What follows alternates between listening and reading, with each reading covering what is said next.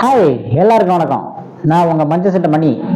இப்போ நம்ம பார்க்க போறது கேப்டன் மில்லரோட ரிவ்யூ.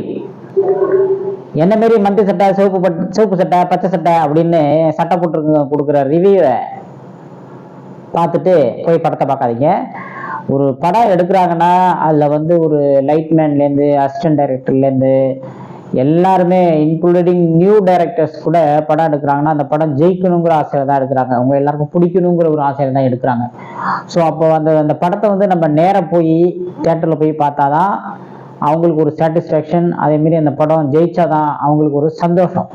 ஸோ அதனால் எங்களை மாரி ரிவ்யூ கொடுக்குற விமர்சனங்களை எடுத்துக்கிட்டு படத்தை போய் பார்க்காதீங்க, நீங்களே போய் தேட்டரில் பாருங்கள். எனிவே, என்னோட ரிவ்யூ நான் என்னென்னு சொல்கிறேன். படத்தை பொறுத்தவரையும் ஒரு வரலாறுனா ஹிஸ்டாரிக்கல் ஃபிலிம் இது. பட் ஆனால் பழைய காலத்து படத்தை எடுக்கிறப்போ ஒவ்வொரு விஷயமும் பார்த்து எடுக்கணும். அந்த காரு, அந்த பெல்ட் சிம்பிளு, கன் சிம்பிளு, அதெல்லாம் வந்து பார்த்தீங்கன்னா ப்ராப்பராக மைன்யூட்டாக கவனித்து எடுக்கணும். ஒன்று பிசிறி இந்த காலத்துக்கு தகுந்த மாதிரி எடுத்தால் கூட சில ரிவ்யூவர்ஸ் ப்ளஸ் கமெண்ட் பண்ணி அசிங்கமாக போட்டுருவாங்க. ஸோ அதெல்லாமே நுணுக்கமாக பார்த்து எடுத்திருக்காங்க. நல்லா அந்த டைரக்டர் வந்து எடுத்திருக்காரு. ஸோ ப்ளஸ் வந்து அதேமாரி தனுஷை பற்றி பேசணும்னா அவர் வந்து ஒரு ஃபேமிலி சப்ஜெக்டாக நடிச்சிட்டு இருந்தார் ஆரம்பத்தில். நம்ம வீட்டு பையன் தனுஷ் அப்படின்னு இந்த மாதிரி இருந்தாங்க. அதுக்கப்புறம் ஆக்ஷன் ஃபில்ம் நடித்தார். அதுக்கப்புறம் ஒரு தாழ்த்தப்பட்ட மக்களுக்கு ஒரு சமூக நீதி கிடைக்கணும் அப்படிங்கிற ஒரு மாரி படங்களை எடுத்து நடிக்கிறாரு. அதுலேயே இந்த படத்துலேயும் அந்த கருத்தை சொல்லியிருக்காங்க.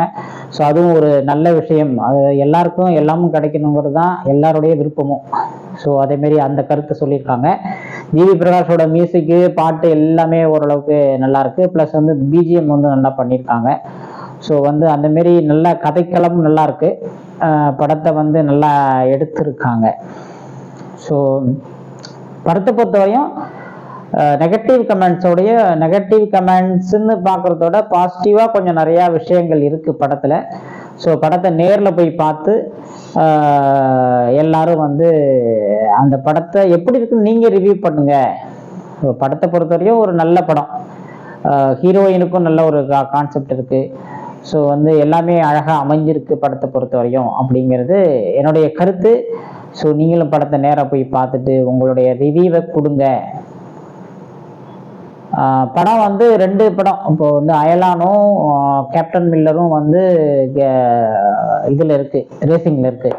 ஸோ அதை பொறுத்தவரையும் ஃபேமிலி ஓரியன்டாக பார்க்குறவங்க அயலானை பார்க்கலாம். குழந்தைங்க ஃபேமிலியோட போய் லேடிஸோட போய் பார்க்குறவங்க பார்க்கலாம். இந்த படத்தையும் அதுக்காக ஃபேமிலி பார்க்கக்கூடாதுன்னு சொல்ல, எல்லாரும் பார்க்கலாம். பட் வந்து அந்த ஆக்ஷன் அந்தமாரி இதெல்லாம் பார்க்கணும் அப்படின்னா இந்த படத்தை போய் பார்க்கலாம்.